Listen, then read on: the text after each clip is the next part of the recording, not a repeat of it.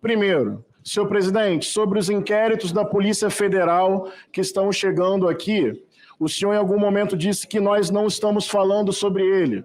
Eu quero dizer que o nosso mandato está se debruçando sobre esses inquéritos, especialmente na parte de milícia digital e gabinete do ódio, e todas as sessões eu tenho falado reiteradamente sobre isso. Agora, sobre o general Heleno.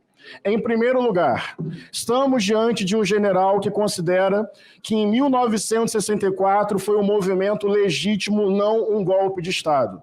E aqui já começam as nossas diferenças. Portanto, em memória e em respeito a Vladimir Herzog, a Sônia Maria Lopes, Oswaldo Orlando da Costa, Frei Tito de Alencar Lima, pessoas torturadas e executadas por um regime de exceção, eu quero marcar essa diferença.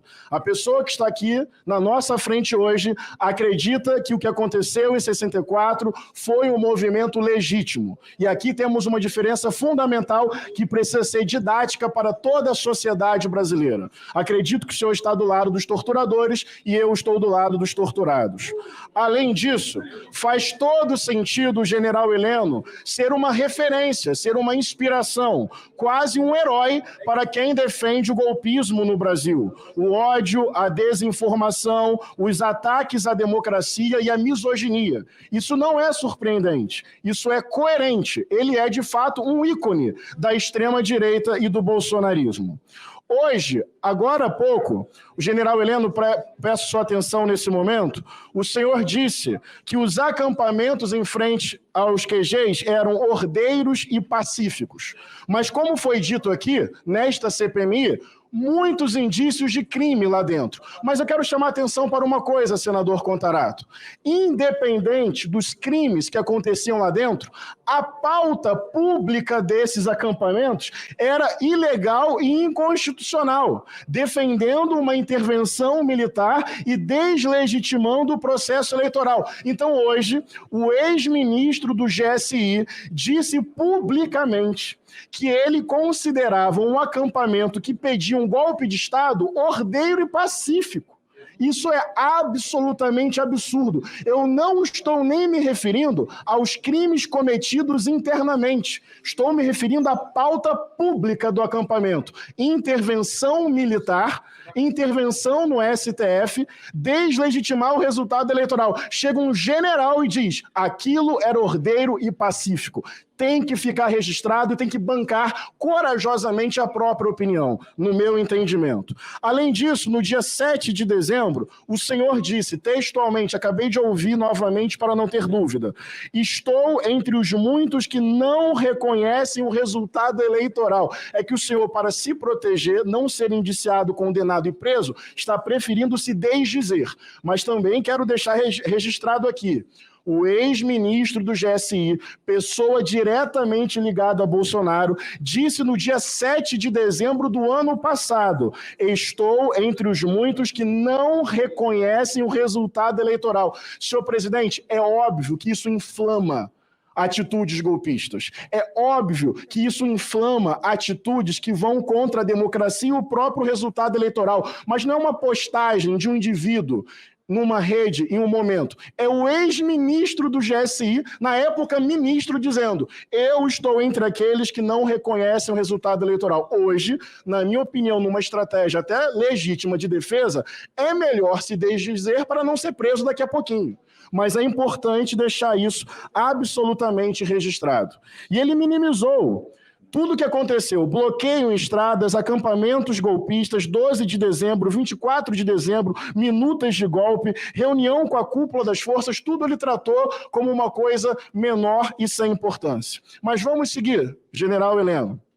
O senhor foi perguntado: um bandido vai subir a rampa? Num contexto bolsonarista em que, obviamente, por honestidade intelectual, olhando nos meus olhos, estavam se referindo a Luiz Inácio Lula da Silva. E o senhor respondeu não. Então, dentro desse contexto em que diziam que Lula era bandido, o senhor respondeu publicamente que ele não subiria a rampa. Portanto, mais uma vez, o ministro de Estado não reconhecendo o processo eleitoral e incitando o ódio. A não ser que acabe valendo a sua palavra de hoje. Abre aspas para o senhor, desdizendo o senhor: Eu continuo achando que bandido não sobe a rampa. Boa estratégia de defesa para não se comprometer.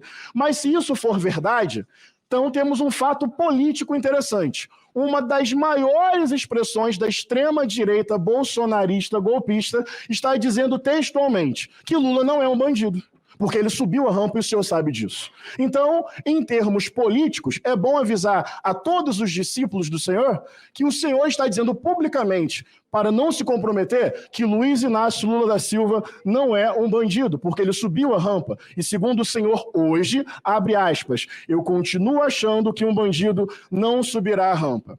Caminhando para o final, fofocas, boatos, não sabe de nada das reuniões, muito estranho. Quero concordar com Rogério Correia. O fato ali do Mauro Cid não é ele estar sentado à mesa.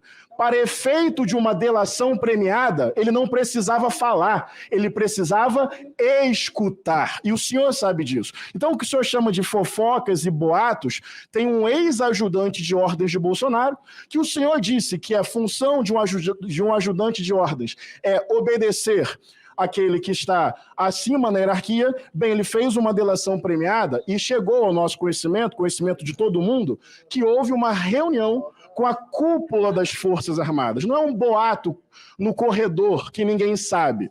É evidente que Bolsonaro tentou dar um golpe e não respeitou o processo eleitoral. Uma delação premiada, ao que tudo indica, desmente mais uma vez o senhor. E caminhando para o final, eu tenho falado muito, senhor presidente, sobre milícia digital e discurso de ódio, porque isso não fica só online, isso estimula ações violentas. Olha só, Jandira, Rogério, dia 12/9 de 2022, revista Veja.